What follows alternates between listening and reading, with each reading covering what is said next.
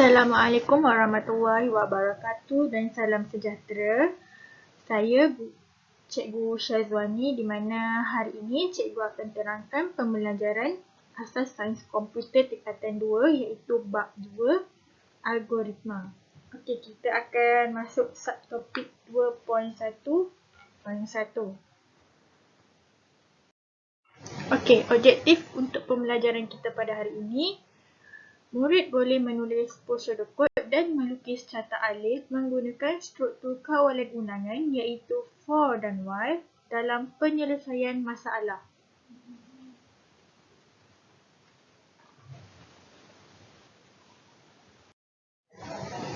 Okey, apakah algoritma? Okey, algoritma ialah satu ciri langkah yang menyelesaikan sesuatu masalah untuk melengkapkan sesuatu tugas di mana ia diwakili dalam bentuk prosedur kod dan juga carta alif.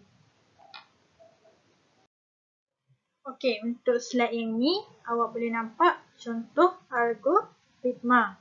Di mana dalam contoh algoritma ni dia terdapat langkah-langkah untuk membancuti.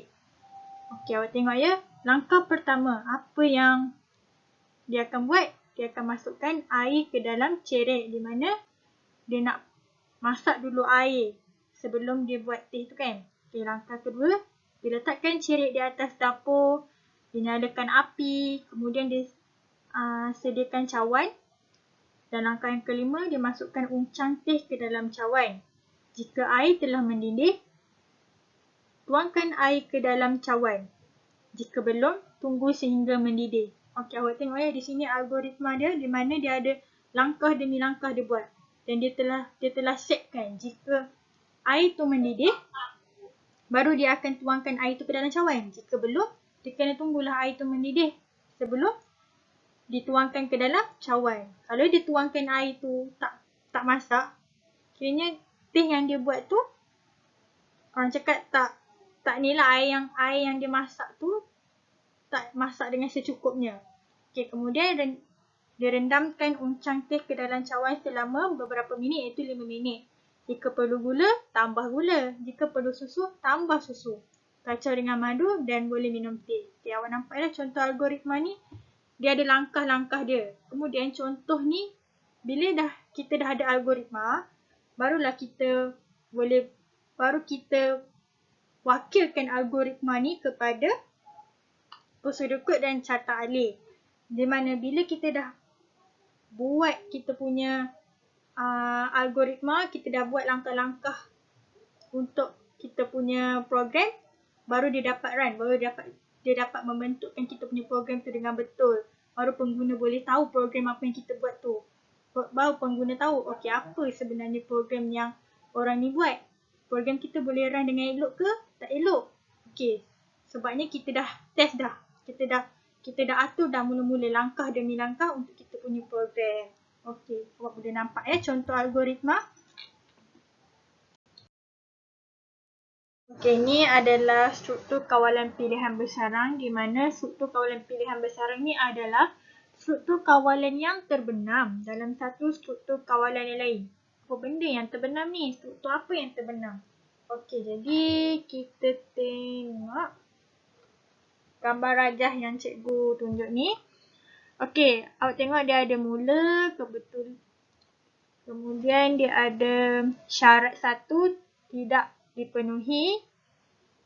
Dia ada syarat 2 tidak dipenuhi dan kemudian dia ada pernyataan. Okey. Jadi kita tengok di sini rajah yang cikgu pamerkan ini, di mana rajah ni kita ada mula dan ada beberapa langkah. Tapi yang kita nak fokuskan di sini adalah syarat-syaratnya. Okey, di sini kita terdapat 2 syarat, di mana jika syarat pertama tidak dipenuhi dan selalunya syarat yang kedua kita tidak dapat dilaksanakan. Okey, jadi kita mesti penuhi dulu syarat pertama agar syarat kedua ni kita boleh laksanakan dengan baik. Okey, apabila syarat pertama dipenuhi, barulah syarat kedua ni dapat dilakukan. Jadi sebab itulah kita kena tahu syarat kedua ini terbenam dalam syarat pertama. Okey, kita tengok. Syarat kedua akan terbenam dalam syarat pertama. Jadi syarat kedua hanya disemak sekiranya syarat pertama dipenuhi. Apabila syarat pertama ni telah dipenuhi, barulah syarat kedua diproceed. Barulah syarat kedua tu boleh kita tahu, boleh dijalankan. Okey, jadi kita mestilah tunggu syarat yang pertama berjaya dipenuhi, barulah syarat kedua dapat dilaksanakan. Okey, faham ya? Okey, untuk struktur kawalan dua pilihan boleh dijadikan struktur kawalan besaran dengan menambah ayat. Okey, jadi kita tengok contoh struktur kawalan dua pilihan ya. Contohnya, kalau kita kata syarat yang pertama itu, ni syarat yang pertama. Ni syarat yang pertama. Sekiranya diberi dua pilihan iaitu dua pilihan. Okey, dia diberi dua pilihan di mana penyataan B dan juga penyataan A. Kalau syarat pertama dipenuhi, kalau syarat pertama ni dia dipenuhi, maka ya dan penyataan A akan dilaksanakan. Jika tidak, penyataan B yang akan dipaparkan. Ini adalah contoh kawalan pilihan di mana dia ada dua penyataan, sama ada ya ataupun tidak. Kalau penyataan ya akan keluarkan penyataan apa dia. Dan jika benda tu tak jadi, apa benda, jika benda tu tidak, penyataan B pula penyataan apa. Okey. Untuk penyataan yang seterusnya ni adalah sama dengan penyataan B pilihan, di mana ia mempunyai dua pilihan penyataan untuk dilaksanakan selepas syarat dipenuhi atau tidak. Okey, saya tunjukkan contoh traffic light ni lah. Kita lihat gambar traffic light di situ. So kita akan tahu di mana syarat lampu tu merah dan berapa saat lampu tersebut akan bertukar ke warna lain. Selalunya kita akan tahu dalam beberapa ketika dia akan kuning dan seterusnya kita akan berhenti untuk ke lampu merah. Kemudian dia akan terus ke warna hijau untuk jalan kan. Jadi di situ ada syarat-syarat yang perlu kita laksanakan untuk kita tahu macam mana aliran traffic light. Okay, kita tengok ni. Dia ada syarat 1. Jika syarat 1 dipenuhi, dia akan terus ke syarat 2. Dan seterusnya ke syarat 3. Jika syarat 1 ni tidak dipenuhi, dia akan keluar penyataan B. Okey, tengok ya, awak faham ya?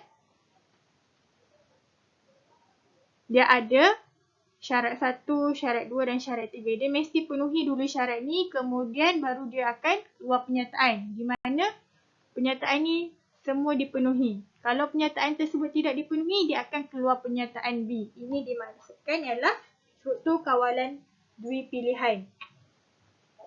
Terusnya kita tengok prosedur kod struktur kawalan pilihan besaran.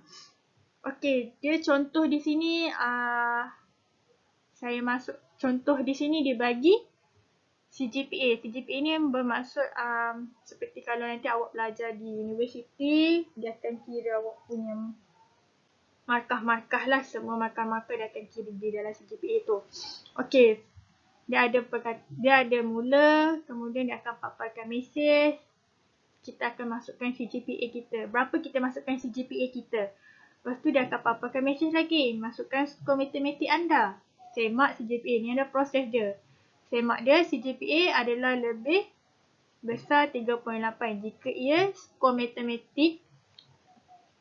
Jika tidak, mesej akan papar maaf, CGPA anda adalah rendah. Jika tamat, bila rendah dia akan tamat. Okey, seterusnya dia ada lagi. Dia akan semak bila markah anda lebih pada 3.8, dia akan semak lagi skor matematik. Lebih pada 90, dia akan paparkan mesej tahniah anda layak. Jika tidak, maaf, skor matematik anda rendah. Okey, dia ada dua. Dia ada dua kawalan di mana kawalan pertama dan juga kawalan kedua. Dia nak semak CGPA dulu mula-mula. Kemudian dia nak tahu skor matematik anda berapa. Okey. Boleh nampak kan? Jika ia skor matematik skor matematik lebih daripada 90, dia akan paparkan mesej tahniah anda layak. Jika tidak, paparan mesej akan dipaparkan iaitu maaf, skor matematik anda rendah. Okay, faham ya? Dia kena masukkan satu-satu dan kita kena tahu kalau syarat dia kita penuhi, dia akan ke syarat yang kedua.